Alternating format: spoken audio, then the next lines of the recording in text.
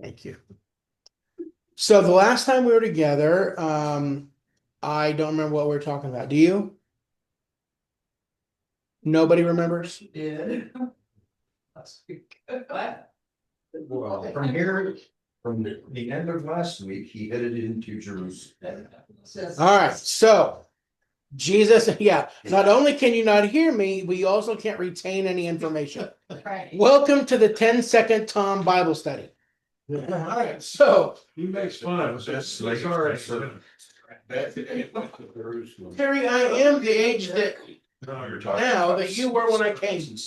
All right, so Jesus, Jesus has done some pretty amazing things in the last couple of studies. He was in Bethany, where what happened? Raised Lazarus. Raised Lazarus from the dead. Okay, apparently a couple things get through once in a while.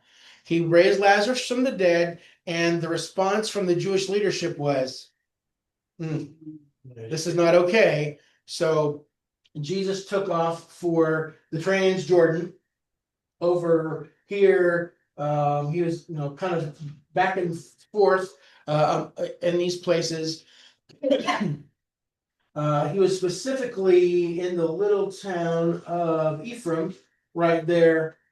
And so when we finished last time, he had gone into Jericho, this very ancient city that had been around for thousands of years, destroyed by Joshua, rebuilt a few times, and destroyed, rebuilt and destroyed, because the deal about Jericho was that it would never, there'd never be a city built on that spot again. Is it the oldest city in the world?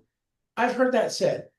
I I can't. looked it up after I left here, and I think I read that. That's possible. I don't know how they can verify that for sure, but it's pretty dang old. And then during the time of Jesus, Herod had rebuilt Jericho. I would call it New Jericho, just down the road a bit.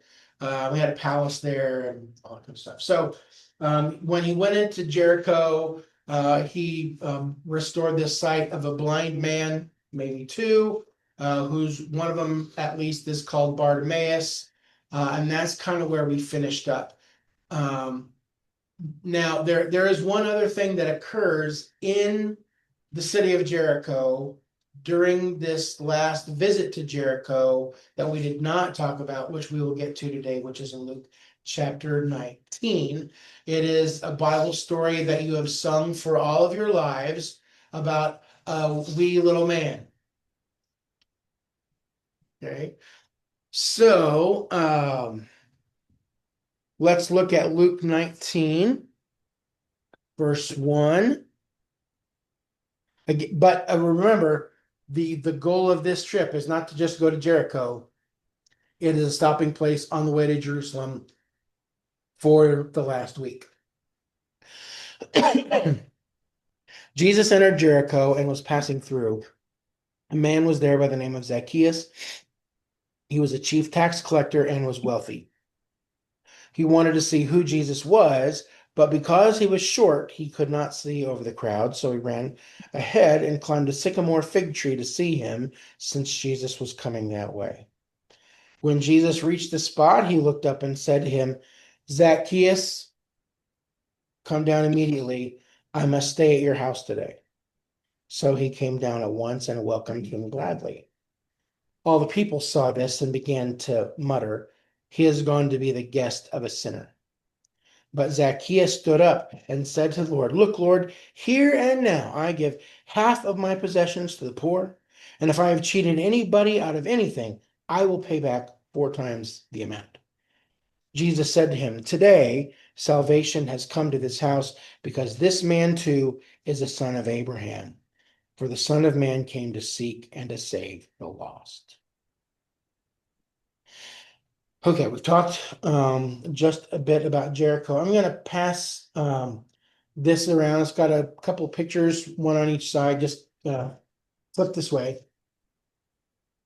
It is an image of a sycamore fig tree in the city of Jericho, which is along the road which has been tested to be at least 2,000 years old. This really could be the real for sure and true tree that Zacchaeus climbed into. But even if it's not, you get the idea of, just kind of what Jericho sort of looks like and what that tree could have been. So I'll just pass that around. Today is all about show and tell, apparently. I've got a couple other things. Years old? Like redwoods. It's pretty dang old. Wow. Okay, Zacchaeus. I always like to know what people's names mean and where they come from, because remember that the New Testament is written in Greek by people who are speaking Greek and Aramaic, which is kind of a sort of a form of Hebrew, but their heritage is Hebrew. It's Jewish. They're Israelites, and so their names initially in their Hebrew ears would have sounded a little different, had a little bit different meaning than they would have in Greek. So Zacchaeus is the Greek form of the Hebrew name Zacchaeus. There is one other human in the Old Testament named Zacchaeus, and Zacchaeus ironically means pure, which is kind of funny that name is held by kind of dirty, rotten scoundrel, tax collector, not just a tax collector, but a chief. He is one of the highest ones. And because he has been around doing this job for a while, or is very good at it, and is kind of a big deal in tax collecting circles, he has a lot of money. So I know we've talked about this before, but just in case you've forgotten, so the tax collectors are working for the Roman government. They're collecting taxes for Rome from the people of Judea, from the Jews. And Rome didn't care if, their W-2 said that they owed, $1,500 in taxes. The tax collector would go ahead and say, well, you owe $2,000, and they would just take 500 of it and stick it in their pocket. They've got that freedom, and the people had to pay it. They were seen as being kind of traitorous to their own nation, because they're taking advantage of their fellow Jews to give to the dirty Romans, who are pagan, infidel invaders. Okay, so Zacchaeus is not well loved in Jericho. He did not get invited to parties. Unless they were Roman parties. He's not being asked to say the closing prayer at the synagogue. He is not anybody's favorite. And the other issue that we all know about Zacchaeus is that he is, according to the song, a wee little man. Now, I don't know exactly what that means. In the original language, it just means that he's small in stature, which could mean one of a couple of things, or maybe both. That he is a little shorter in stature. He's maybe not quite as big as everybody else. It also can mean that he's not very old. Again, the word that they use for stature doesn't just mean physical height. It can mean your kind of your length on the earth as well. An older guy would have a little more stature in the community than somebody who is a young punk. So it's possible he's a younger man, a shorter man, and nobody likes him at all. Do you think he was, you said there were different levels. Do you think he was over having? I would say that in the tax collector hierarchy, that he far outranked Matthew. Matthew seems to be just kind of a regular tax collecting guy. Zacchaeus, on the other hand, is the arch tax collector.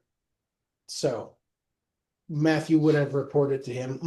It's possible that Matthew would have known about Zacchaeus, that he had a big reputation. It's possible. The apex of Yeah. pyramids. He's like the regional vice president of tax collection in Judea or something like that. So I just made that up. That's He was not probably actually in skimming the from Bible. all of Yeah, because yeah, that's probably true as well. That he's not just taking a cut from anybody he collects taxes from, but all of the other tax collectors. There's the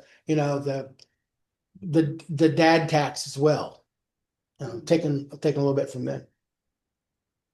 So he Duck. He hears that Jesus is coming into Jericho. He has heard about Jesus. He wants to see what he's like. So people are crowding around the streets, seeing what's going on. Probably blind Bartimaeus is right there with him, if we're following the chronology exactly. That everybody knows that Bartimaeus has been sitting outside this Jericho gates for years begging, and now here he is looking right at you with his eyes that both work. That would have caused the big ruckus. And so Zacchaeus wants to see for himself, but he can't. I can just see, this little dude, 4.5 feet tall, trying to jump and bob and get around everybody. And excuse me, I want to get through. And everybody sees who it is, like boxing out to keep him from getting to Jesus. And so he really wants to see Jesus. And so he runs on down the road to where he knows Jesus has to go and climbs up into this tree so he can get a good look at it. Maybe the tree hangs over the road. Maybe he's hanging by his knees. I don't know. You can make up that story however you want. But he's in this tree to get a good look at Jesus. And when Jesus gets to that spot, he looks up and says, Zacchaeus, what are you doing in the tree? Get down here right now. Hurry down, because I have to go to your house today. Now think about the impact that that's going to have on all of those people in Jericho.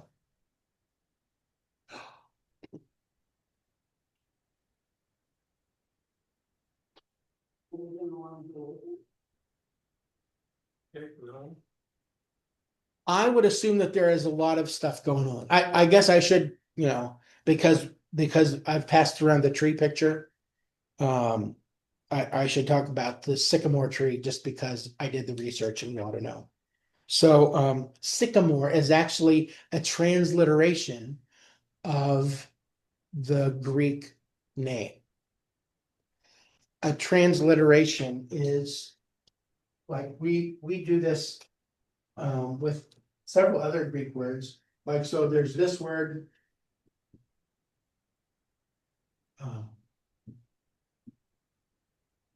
No, I'll know exactly what that says, right? Absolutely. Bartholomew. Mortimer's nerd.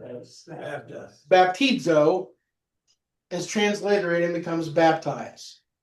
Baptized didn't exist as a word until somebody made it one out of the Greek letters. So the same thing is true here. So can I even do it in Greek without looking?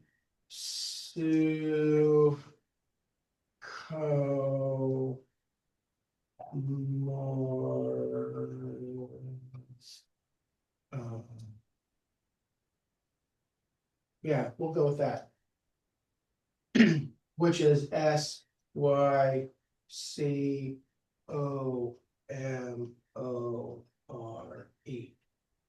That's really a compound word, two different pieces. One end of it means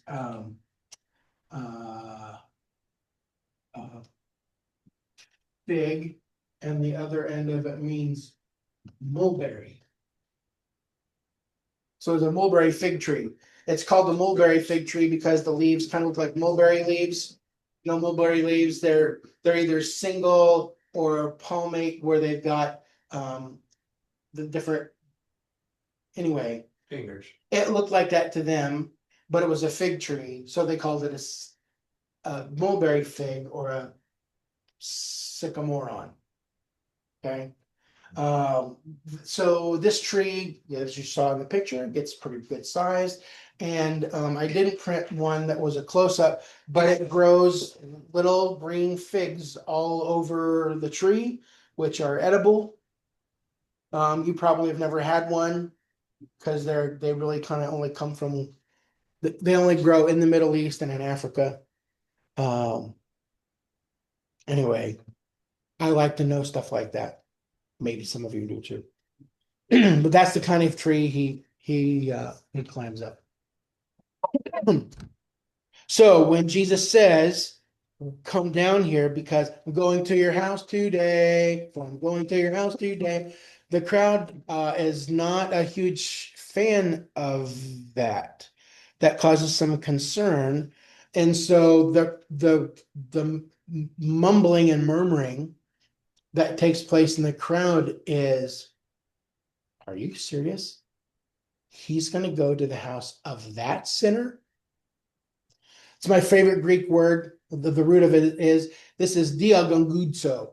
Gonguzo is such a great word. It is mumbling, murmuring, grumbling. It's the word that describes doves, making their noise in a dove coat. The kind of stuff. Okay. What's the dove coat? The magician wears? Or COTE. It's the place where they all live. Like if you raise doves, it's a dove cote. Pigeon house. Okay, so they can't believe that Jesus will go to this guy's house. And so I would try to understand that. Why? What's this reaction all about? Because they feel like they're more righteous than Zacchaeus. Why would Jesus choose to go to the house of this loathsome, dirty, low down, cheating scoundrel when he could come to my house? I always have lived by the law. I love my fellow man. I give and I serve and I worship and I live by the law. Why wouldn't Jesus come to my house? Are they maybe they're just jealous? Maybe they're having some questions about just how righteous Jesus actually is if he's going to go hang out with this joker for a night. I mean, it's very scandalous in their eyes. He could choose to spend a night anywhere, and he chooses to spend it with the guy who is probably the most hated in the entire city.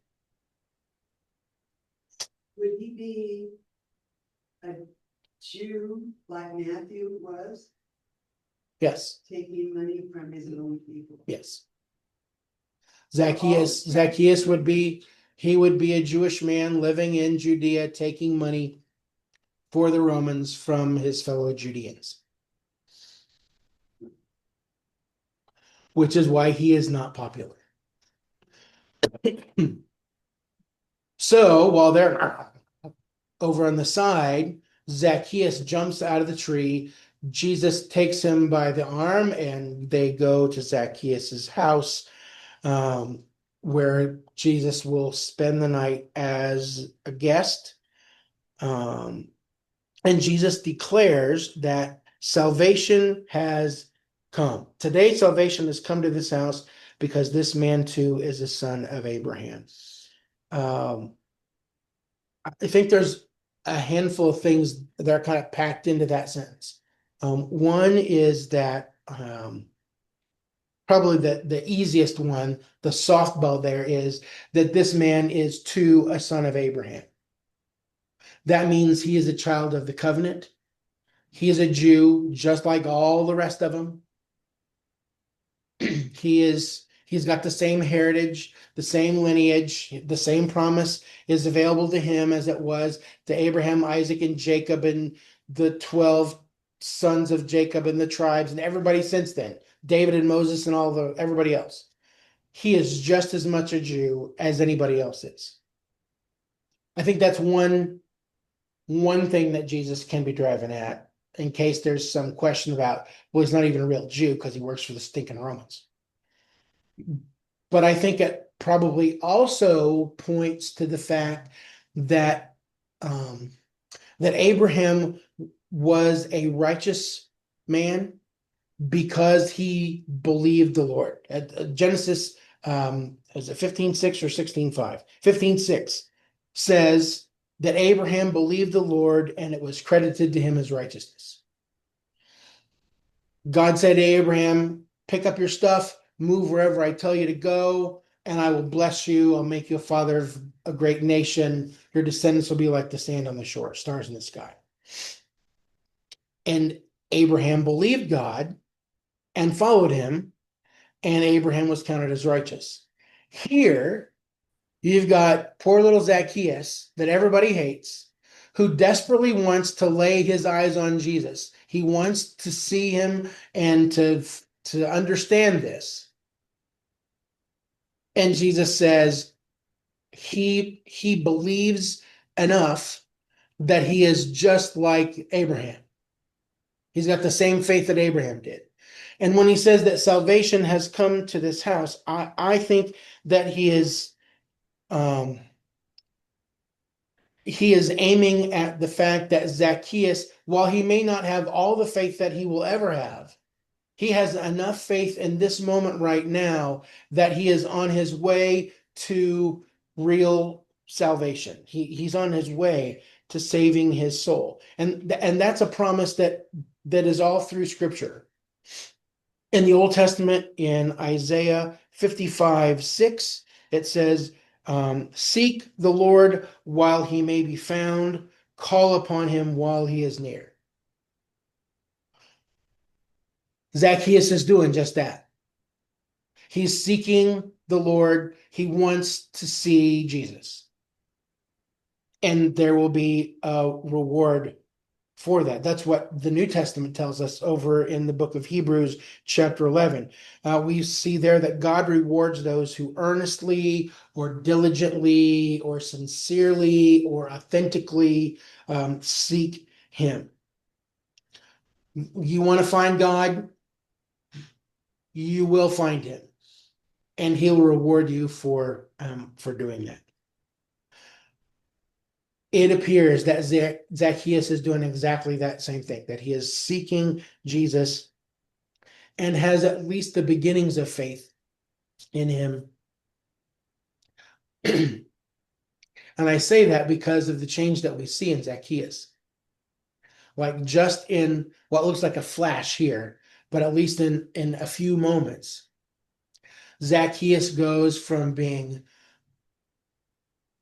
self-promoting and self-enriching,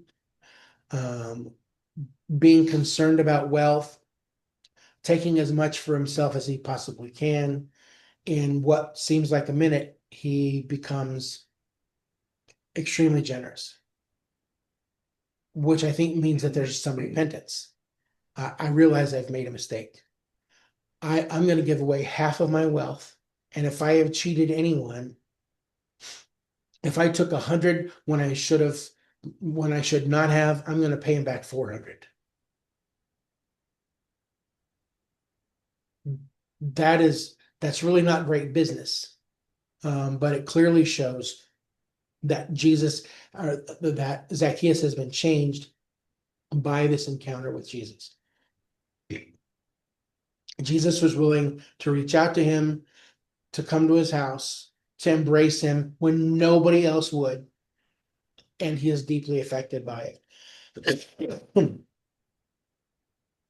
He said that he was on stature.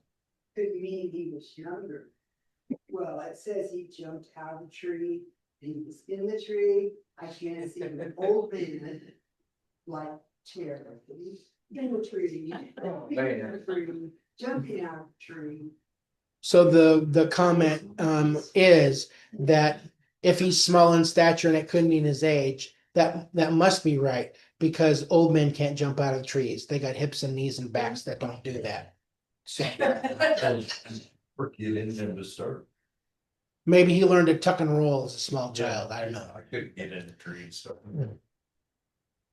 Any other questions or comments about this part of it so far? Sounds like a pretty honest man, doesn't he? I mean, if he says, if I've ever cheated anybody, I think that's a result of Jesus's touch in his life. you think he would have said, though, the people that I cheated, I will pay back. But he says, if I have ever cheated anybody, I mean, that sounds like something. Now, if I had lots of time here, I would open up my Greek New Testament thing to see what that word is when he says if. Sometimes that word if has the sense of since. He was in denial. Or he did. So- Yeah, Jesus. So this doesn't, it wasn't just to have a look at Jesus. He was seeking Jesus. And there's a whole lot in that. So it's not just put eyes on him. Yeah, this is not, I don't think it's just some idle curiosity about, oh, I wonder what Jesus looks like. Wonder what he's wearing today. I think this is, nobody loves me. Everybody hates me. I've heard that Jesus reaches out to people who are the worst and the least, and I qualify. Yeah, he probably would have heard all the rumors and everything going. But yet he waited for Jesus to talk to him. It wasn't like, was it the blind man that didn't? Most people called out to him, Yeah. Jesus, son of David, have mercy on me. Yeah. Before as he gets into earshot. He waited for Jesus to call him or something. Well, he may have been hanging on for dear life out of terror. I don't know. Is this the first tree Zacchaeus ever climbed? It would probably be hard to do in a robe. I've never climbed a tree in a dress, but it seems like that would be complicated. Either way, it's more than just putting eyes on. There's in between those two sentences, there's yeah. And there's a whole lot going. It may have been similar, how the woman touched his hem. He didn't even, that she was healed instantly, and I mean, it just happened. He probably heard all about that. Yeah.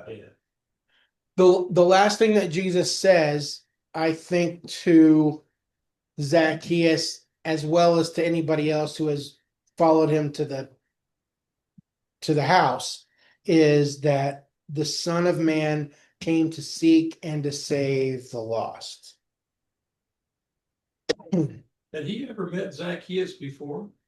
Do you think anywhere or talked to him or anything? We don't have any indication that he ever did, He just called out his name. He knew exactly who he was. which is something. Yeah. Zacchaeus is like he's almost scolding, get out of that tree, get out of here. So, Calling him by name. yeah. I think that should tell us all something about what Jesus knows about us. Yeah. I did that when he got baptized too, correct? Didn't he call one of the eventual apostles that he was sitting under a tree? Yes, Didn't he call him by name as well? somebody is under the tree. Yeah. So apparently he knows my name. He does know your name. Got your number. He knows exactly what he wants to do with you as well. He does. I'm going to your house. Come down out of there, Terry. Let's go. He doesn't have to look me up in the phone book. No. No. His face is familiar. I can see it. What's his name again? Had he been to Jericho before in his 3 years of ministry? Doesn't really. I don't believe that the gospel accounts have said that at all up to this point. So. Is it possible that he had been there in 30 years? Sure. But at least in Matthew, Mark, Luke, and John, I believe, I can't swear to it, but I believe that this is the first time we've seen the city of Jericho mentioned by name. So he probably wasn't familiar with Zacchaeus at the time. I don't think they met at a party. When Jesus says that the Son of Man came to seek and to save the lost, seeking and saving is something we've talked about already a little bit. When we go back a little bit to when Jesus tells the parable of the lost sheep, that the shepherd leaves the 99, he goes out to find the one, he goes out seeking the one who's lost to save it and bring him back.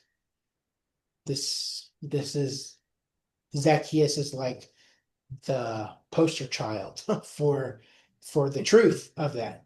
The Son of Man came to seek and save the lost. There's all these good people who are trying to do the right thing. They're trying to be righteous. Jesus didn't come for them. He's glad that they're there. He's glad that they're being faithful. He approves of what they're doing, especially if they recognize who he is. But his real mission is to find the people like Zacchaeus who are lost and abandoned and isolated, outcast, to bring them home, to make them a part of the flock again.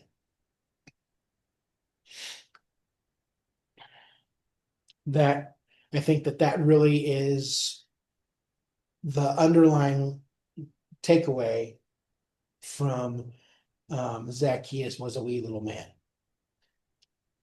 I'm going to your house because nobody else will. You're trying to find me, and so here I am. Now come. Believe, and salvation is available to you. He also said you have to have room for all those people that are gonna come eat at his table. I'd be in the tree going, we're gonna serve them. They're all coming on, how many are we serving? Apparently, it's not a concern for Zacchaeus. He's got a big bank account. And so the next part of chapter 19 is Jesus telling a parable to further reinforce what everybody has just seen. Verse 11. While they were listening to this, he went on to tell them a parable. Because he was near Jerusalem and the people thought that the kingdom of God was going to appear at once. He said, a man of noble birth went to a distant country to have himself appointed king and then to return. So he called 10 of his servants and gave them 10 minas. Put this money to work, he said, until I come back. But his subjects hated him and sent a delegation after him to say, we don't want this man to be our king. He was made king, however, and returned home. Then he sent for the servants to whom he had given the money in order to find out what they had gained with it. The first one came and said, sir, your mina has earned 10 more. Well done, my good servant, his master replied, because you have been trustworthy in a very small matter. Take charge of 10 cities. The second came and said, sir, your mina has earned 5 more.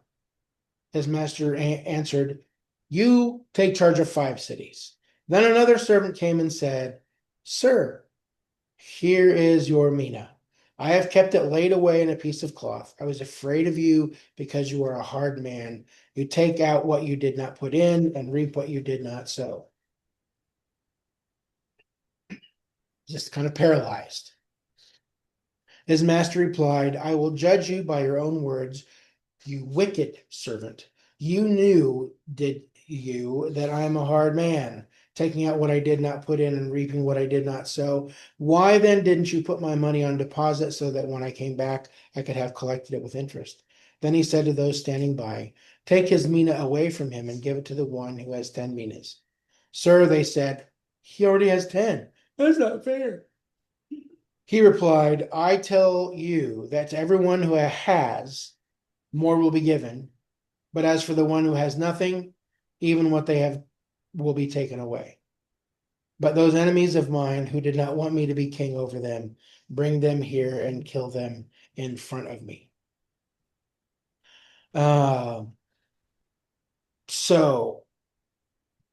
This parable sounds a little bit like at least one other one in the Gospels about the parable of the talents, where there's 5 bags and 2 bags and 1 bag of gold that are given to the servants. Is this the same story, just a little bit different description? Maybe. Is this a theme that Jesus tried to reinforce by telling it in more than one way? That's likely, certainly possible. But here, when Jesus tells a story, he calls his servants in, and he gives each one of the 10 servants one mina. This mina coin is worth a lot of money. It's like 3 months' wages, 100 days worth of work. So, if you're making $90,000 a year, he just gave you a $30,000 coin. Now, I want you to do something with this. I'm giving this to you. Make more of it. Put it to work. Um, eh, which seems like that's one story. I'm giving you something. I want you to do something with it. I'm going to come back and I want you to show me what you've done with what you've been given. That seems like one parable with one moral, one lesson that's pretty applicable. God gives everybody a certain amount, and the expectation is that you're going to do something with what God has given you. That's a reasonable understanding of that part of the story. Okay? We don't want to get to the end of our life and stand before God and he says, hey, I gave you this incredible ability. What did you do with it for me? I'll say, well, I was afraid to use it, so here it is back. No, that's not why I gave it to you. So if you have gifts and abilities given to you by God, then by God, you'd better be using it for him. That's one layer of the application here. But that doesn't seem to be kind of the point here. That's maybe the Matthew 25 version. But here Jesus kind of goes in a little bit different direction, that there's this man who is going to be the king, and he goes to his kingdom to be enthroned as king, and the people say, we don't want him. We don't want that. That's not the king we want. And then this other stuff happens, and the king comes back after having been away, and he finds these people who still didn't want him to be king. And the answer is, look, you didn't want me to be a ruler. You didn't want me to reign over you. I got bad news for you. I am the king. And so you don't want to be a part of my kingdom? Out with you. Take whatever they have and get rid of it. And ultimately says, kill them. They are to be destroyed in front of me. Now, if you're trying to apply this to Jesus, that sounds really, really harsh and really awful, that Jesus is demanding the destruction of those who refuse to honor him as king. But the truth is, he is the king, and he has every right to do that. We have every opportunity to yield to him, to submit to his authority. You are the king. I will follow. I will obey. Knowing that failing to do that, rebelling against him, will end in destruction and death. This is not a happy little parable. I think it kind of ties back to Zacchaeus a little bit, about those who are willing to follow him, those who are earnestly seeking him. They want him to be the king. But I think it also points ahead to what's going to happen in Jerusalem, because what Luke tells us is that there are people who are expecting that it is just around the corner. Jesus is going to Jerusalem. He is going to ascend the throne of Israel. He is going to conquer the invaders and establish his kingdom on earth. That's what they're expecting. Jesus says, probably not the kind of king you're looking for. I mean, I am, but that's not what it's going to look like. I am the eternal king who will sit on the throne forever. You are expecting this kind of a king. You want the military conquering, political, administrative government hero. But that is not what I've come to do. But you had better figure out the kind of king that I am, because if you don't, there's destruction ahead.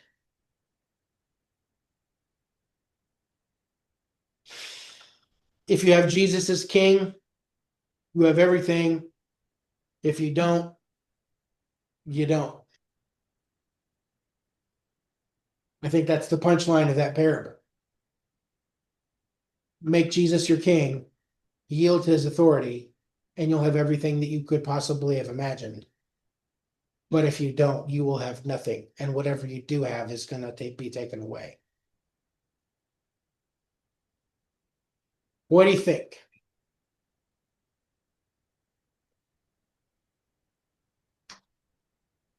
Yes. This is not necessarily sweet, cuddly, smiling, happy Jesus. This is Jesus getting really close to the end, and things are pretty intense. And he is laser focused on what's going to happen in probably a week, just a few days. And as you probably have noticed in your own life, when some kind of big ordeal like that is looming ahead, the closer that you get, the more stretched you feel, the more tense you are, the less patience you have, the more I don't, it's just everything is just ratcheted up and up and up and up and up.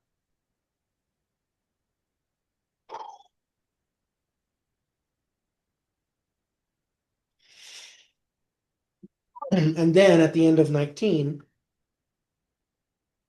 or at least at the end of this passage here, we next see Jesus heading back to Bethany, which is right there. Here's Jerusalem, there's Bethany, there's Jericho, there's from where he's come. So again, Bethany is on the east side of the Mount of Olives. To go to Jerusalem, you'd have to climb over the Mount of Olives, which is, to call it a mountain, it's really a bit of a stretch. It's a hill, a big hill that there's a valley below, the Kidron Valley. The Garden of Gethsemane is down before before the river there, the brook. Then you would climb the hill to go into the city of Jerusalem. It's a couple miles, not very far, an easy morning walk from Bethany into Jerusalem. So when we get to this point, we're now really and for sure, for true, we're really beginning the last week of Jesus's life. This is probably the day before Palm Sunday, Friday night, Saturday, when Jesus is in Bethany. And we see in all four Gospels, Matthew, Mark, Luke, and John, this encounter, which is not always reported the exact same way. In Bethany, John says that Jesus is going to be anointed. It's John chapter 12. That's where we'll pick up. But also, there is a record in Matthew 26 and Mark 14 and Luke 7 of an incident where Jesus is anointed by a woman with some very expensive perfumed oil. So the question has always been, Luke 7, Mark 14, Matthew 26, John 12, how many times was Jesus anointed? Is it one time and the four different authors kind of weren't exactly sure where it fit into their chronology precisely, and they all stuck it where it seemed like it made sense to them based on their purpose or their theme or their audience? Was he anointed more than once by a woman? one sort of early on, another time a little bit later, and then one more time right before his death? Was it one time, two times, three times? And the answer is nobody's really sure. Because there are enough differences that it's hard to reconcile them. Luke says that it's early. Matthew and Mark say that it's 2 days before Passover. John says that it's the week before Passover, right before the triumphal entry into Jerusalem on Palm Sunday. Matthew and Mark, their accounts are pretty similar. Luke's is really the most different. And then John says that it's in the home of Mary, Martha, and Lazarus. Matthew and Mark say that it's in the home of a man called Simon the leper. Luke says it's in the home of a Pharisee. I think that's the one that takes place in Galilee, which is not near Bethany. So, James, what's the answer? I don't know. And I'm not sure that my salvation depends on this one. So I'm not going to go down with the ship on any hill here. I think it's possible it happened 3 different times. I think it's also possible that when Matthew and Mark, Luke, and John were putting things down, that they weren't wrong. They just remembered them differently. So, in John's gospel, the resurrection of Lazarus in chapter 11 that we looked at just a couple weeks ago is followed by Jesus's anointing in Bethany by Lazarus' sister Mary. And the only thing that's between 11 and 12 in John's gospel is the note that he went up and he was out of town for a while because the Jews were trying to kill him. We don't know how much time he was away. And it doesn't exclude the possibility that Jesus took this tour through Jericho to deal with Bartimaeus and with Zacchaeus. John just didn't feel like recording that. That wasn't the most important thing to him.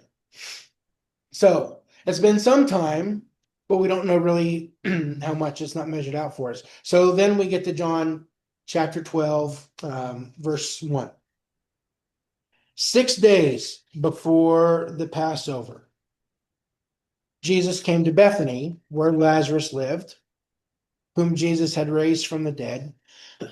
Here a dinner was given in Jesus' honor.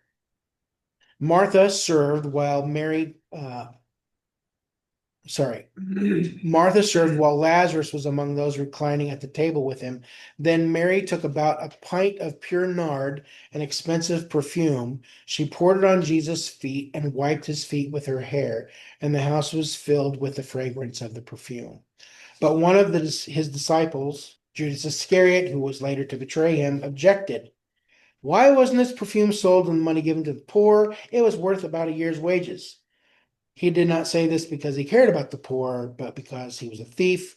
As keeper of the money bag, he used to help himself to what was put into it.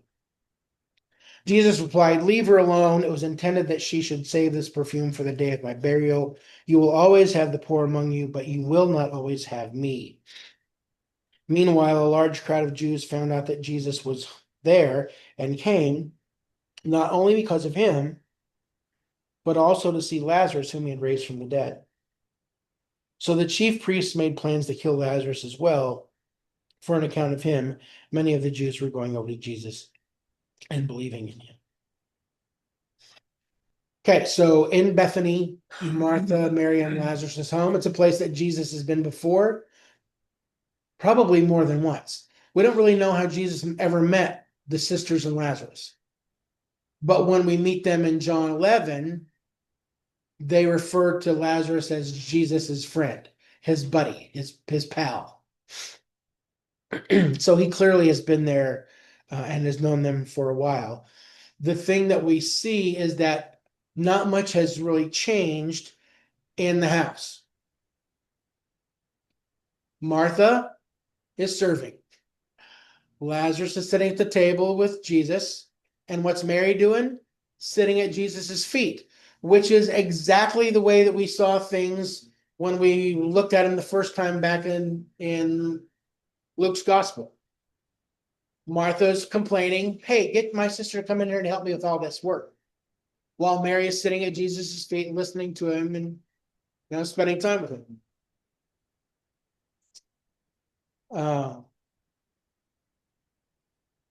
Not much has changed. They're at a table, not these kind of tables, but it's low.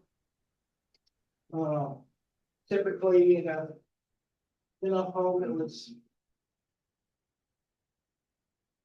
set up.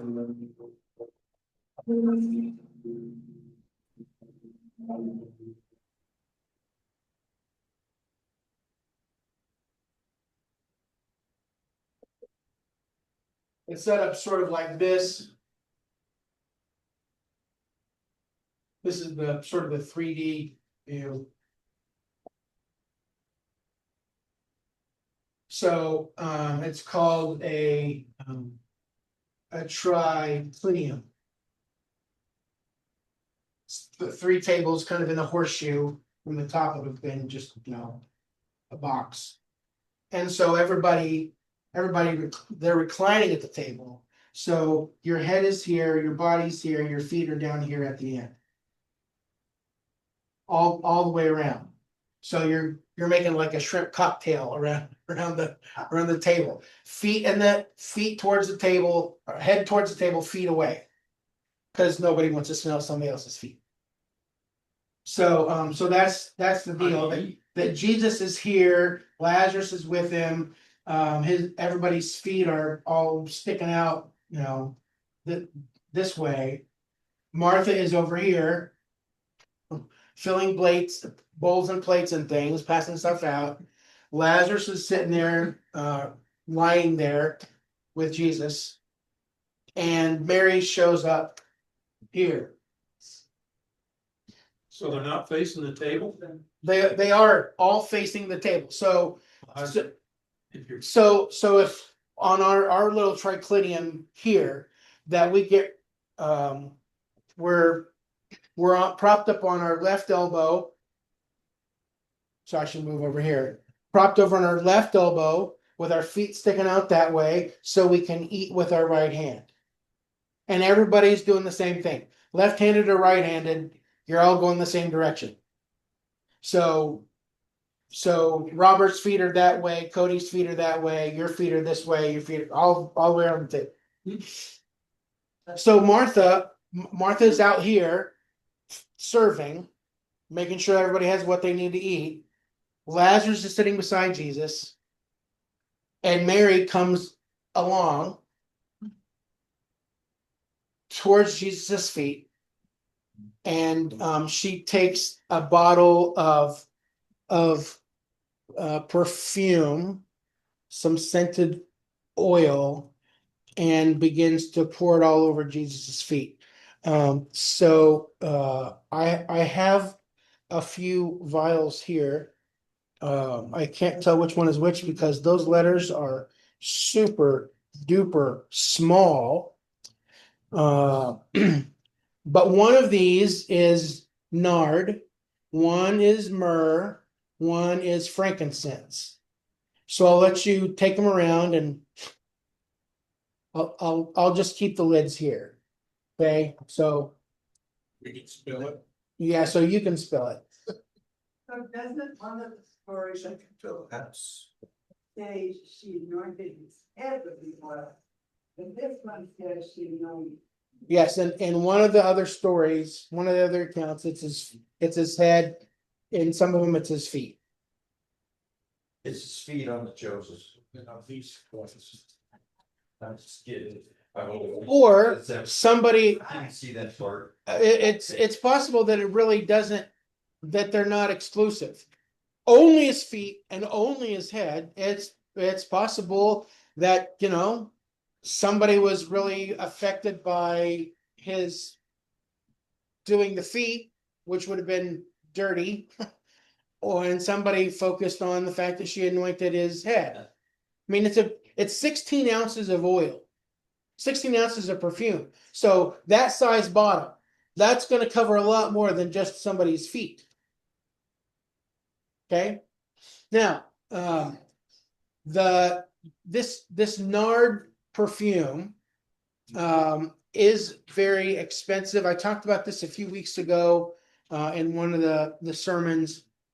It's the essential oil of a plant that only grows like in the Himalayan region. So like China, India, and Nepal, which is not close to here.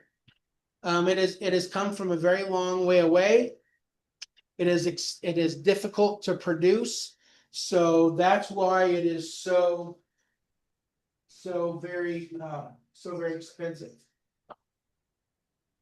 Even on Amazon, it's expensive. So no, that's. Yeah, they can get anything tomorrow. Of this- Is it close? Right?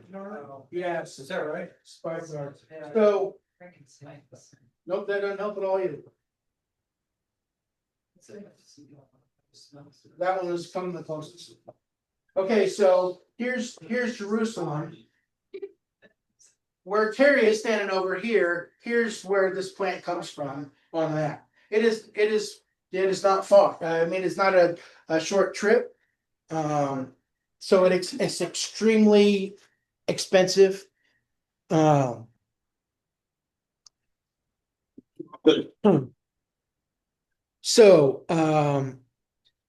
she pours it at least on his feet and potentially on his head as well. And then she does something else that's kind of a surprise. She takes off her head covering and begins to use her hair to try I don't know, to spread it around or to mop it up or whatever. She's using her own hair as a part of this anointing. Now, you may not think. Well, first of all, you might think, well, that's kind of weird, which is right. But it also would have been sort of a shock in Jesus's day because a woman didn't uncover her hair in the presence of another man. Certainly somebody who's not her husband. And she's doing it in front of Jesus and all the guests who are there. And then not only she uncover her hair, but she is touching this man who is not her husband, which is also something you wouldn't have done in Jesus's day. She pours out all of that perfume. No part of it is held back. Down to the last drop, it's all gone. And the fragrance of that perfume, it says, fills the whole house. You know that it doesn't take very much of certain kinds of fragrances to make their way through everything.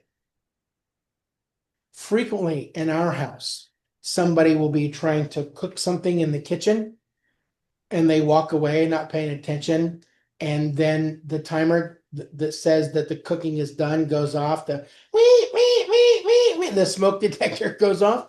I mean, that doesn't just, the smell of the burnt eggs or toast or whatever doesn't just stay in the kitchen. I mean, you can smell it upstairs in the closet. It pervades. And the same thing is true here with this perfume, that the entire house is just overwhelmed by the fragrance of this act of worship. That probably tells us something about the effect of our worship and the power that it ought to have. So hundreds of dollars, potentially thousands of dollars worth of perfume has just been extravagantly poured out at the feet of Jesus. Everybody in the room knows what that stuff is. They know how expensive it is. That would have been as overwhelming as the fact that she's wiping his feet with her very own hair. And Judas Iscariot pipes up and says, "Ah, I can't believe you're wasting all that. Do you know how much money we could have gotten for that? I mean, to feed the poor. And John makes this little note as he's writing this later on.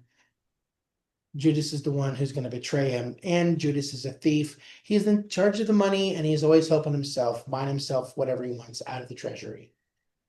He's a thief. He's an embezzler. He's a scoundrel. And he is the one who says, "Well, I can't believe that she would do that. What a horrible waste. We could have done so much good with all of that money." This is the first time that we really read about Judas. There's one other place in John 6 where he's mentioned, but it's sort of like in a editorial, non-chronological afterthought. Like when John is writing down who all is there, and Judas Iscariot, who's going to be the one to betray Jesus later. But we haven't seen him do anything. We haven't seen him say anything so far. But we see him now.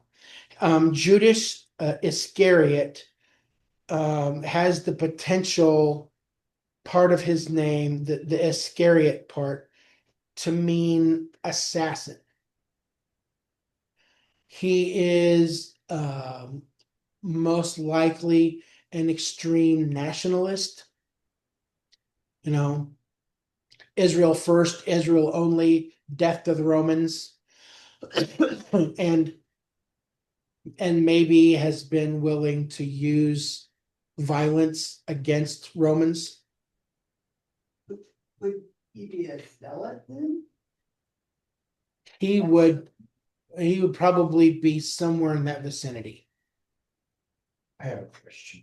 Yes, Robert. Then don't tell me you're gonna get to it this time. Oh, Just wonder if you could clear it up. How she anointed him with a pound of ointment made from pure nard. And then Jesus says, "Leave her alone so she may keep it for the day of my burial." How can those two things jive? Yeah, because that's a weird translation. Okay. But yeah, I am going to get to that in a minute. No, you're not. We're almost done. You don't have time to get to it later. Oh, I got as much time as I want to take. What's that? So he is a nationalist. Whether he's a zealot or not, I mean he is an Israel first guy,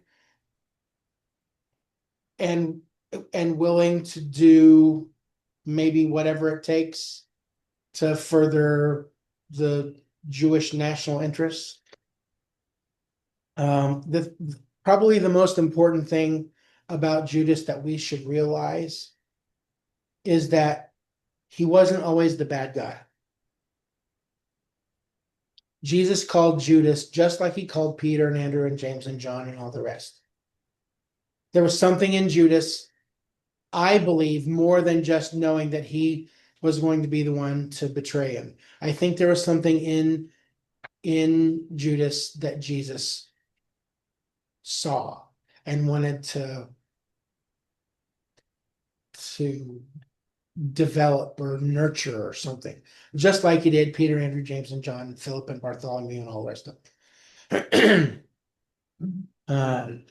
Now, it's also pretty likely that Judas is the only one of the 12 who is not a Galilean. Peter and Andrew, James and John, Philip, Bartholomew, they're all from up around the Sea of Galilee. Most of them are from Capernaum, around to Bethsaida, somewhere on that end. They're fishermen and various other jobs, but they're all from right there.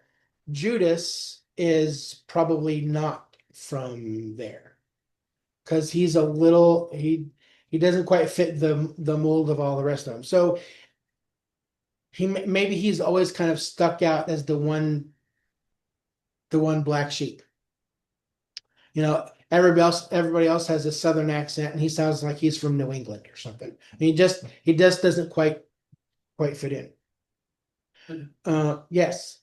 And Jesus had to have known that Judas was gonna betray him before he chose him, because he needed somebody to betray him. Yeah. So why would Jesus think that he could have changed him or, Because I believe that Jesus has the power to change anybody who really wants to be changed. well, I agree. But And I will go back to the number one motto of all things that I teach and preach. I really can't answer a why question. Why would Jesus pick Judas Iscariot, knowing he's going to be the one who's going to betray him? I don't know. Why would he think that he could change him? I don't know. But I do believe that Jesus said to Judas, "Come follow me," just like he said to everybody else who was the disciple. Well, in order to fulfill the prophecies, he'd have to pick Judas or somebody else to betray Yeah. him, right? exactly, Yes. But I guess in my heart of hearts, I can't see Jesus only picking him to be the bad guy. I got to have somebody to betray me. He looks like a good choice. I mean, every one of the other disciples have their own tragic flaws, which Jesus wants to to fix and to develop and to heal. Then I believe the same have to be true for Judas. That is not in scripture. That's my personal opinion. You can choose to either agree with me or not. Okay. I, not the Lord, say that. Quote Paul. Sees a lesson. He's a lesson too, that his conscience bothered him. After he did it, when now it's. Okay. If he didn't have any conscience, he would just taken the 30 Yeah. pieces of silver. He did. He must have loved Jesus. I don't think you could Because- spend much time with Jesus and not. Exactly. I mean, he does what he does. He gets the coins in his hand, thinks, "Oh man, now I'm set," and then realizes what he's done is filled with remorse. I can't believe that he is rotten to the core and a wolf in sheep's clothing the whole time. I just can't, and won't. No matter what somebody else tries to tell me, I just can't. I just can't do it. So John says he's the one who's going to betray Jesus. Here we see him being sort of money grubbing and self promoting, self enriching. Why this waste? And then Jesus says, "For crying out loud, Judas, leave her alone.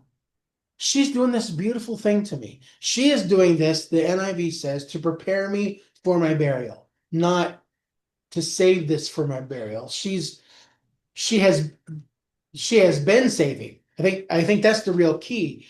That for 3 years or so, Jesus has been with the disciples, and on at least three different occasions, at least just three, Jesus has said, "Boys, the Son of Man is going to go to Jerusalem. He'll be betrayed into the hands of the Jewish leaders. He'll be arrested. He'll be tortured. He'll be killed, crucified. But on the third day, he'll rise again."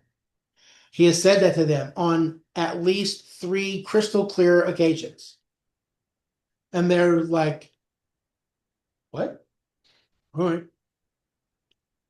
Mary, on the other hand, has done something.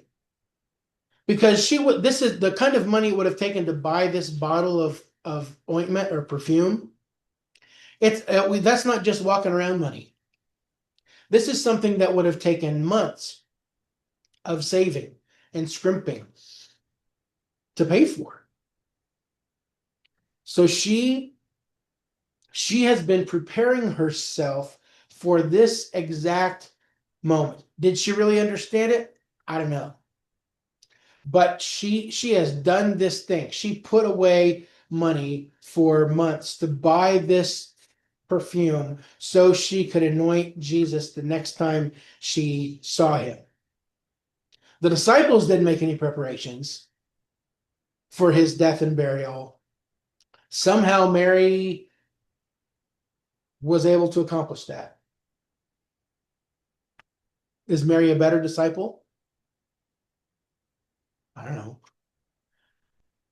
But there's clearly she's got something figured out that the boys don't. Hmm?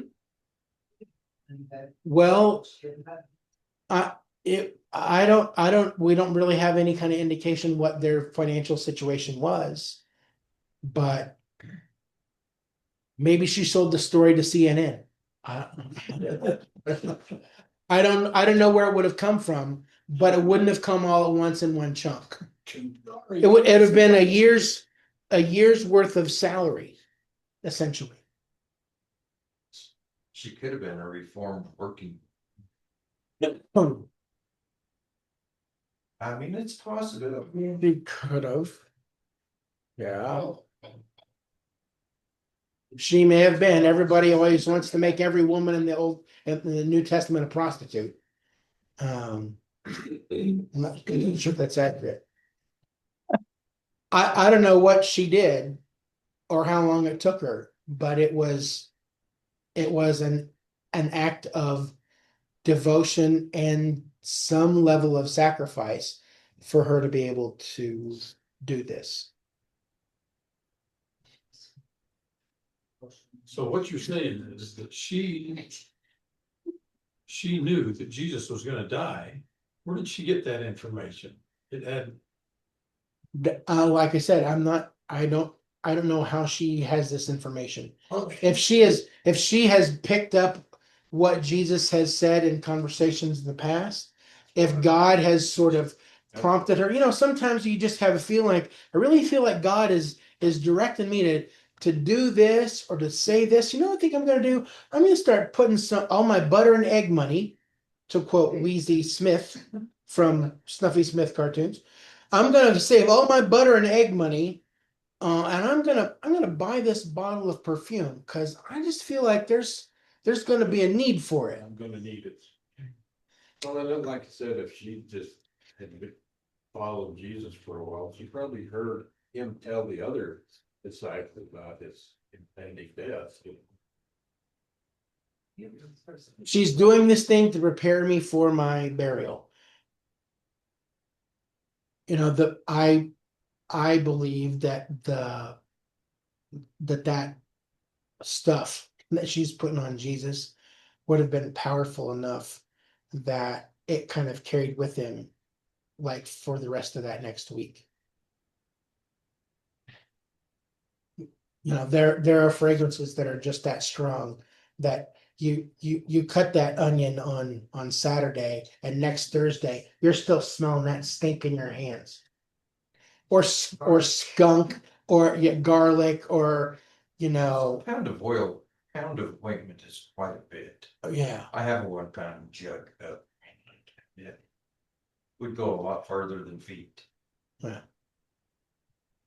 90 weight. That's a long time. They're putting that on with a trowel like spackle. So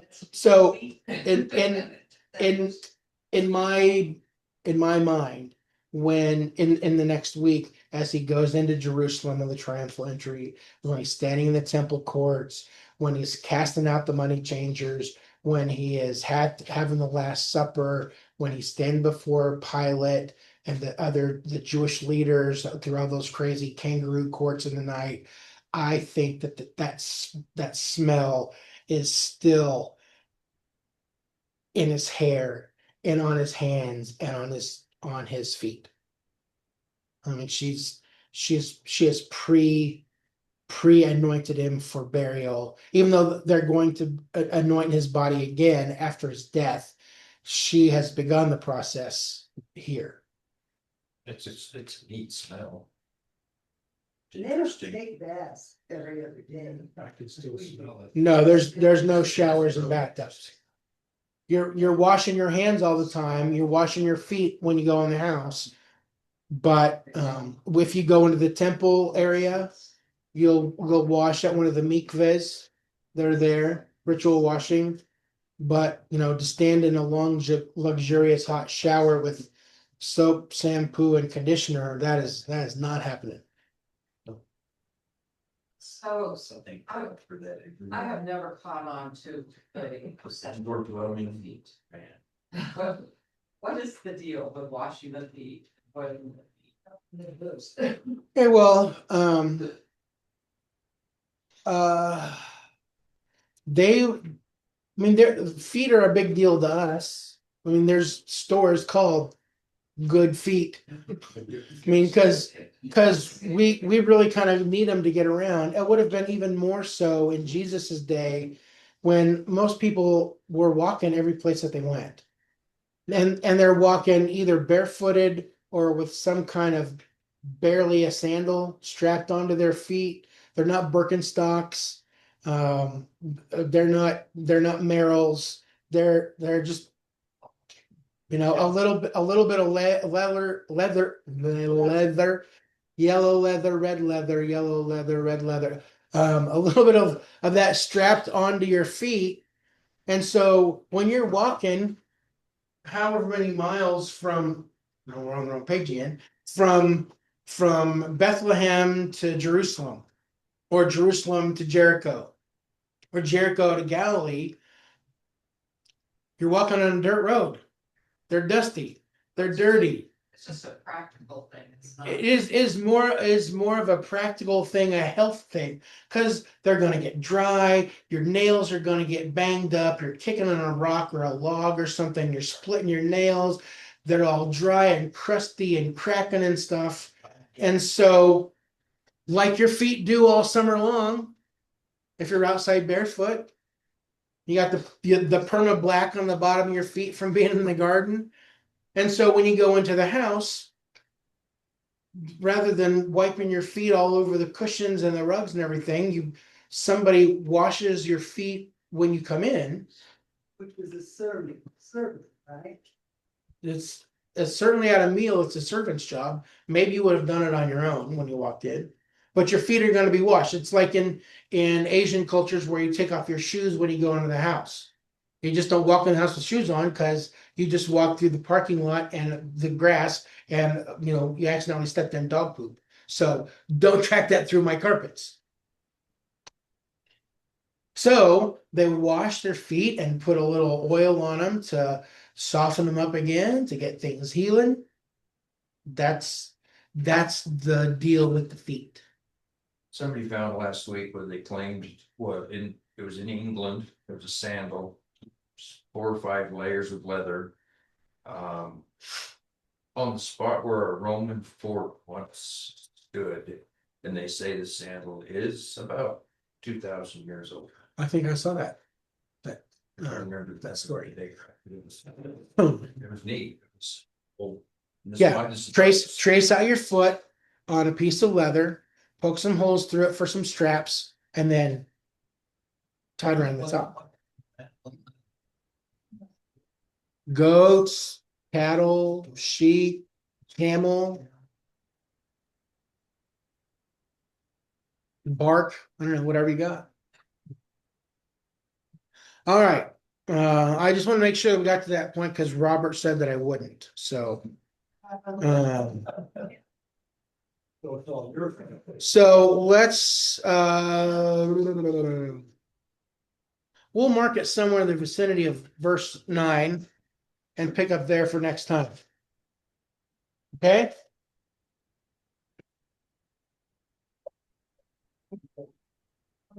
How was Steve doing? One moment.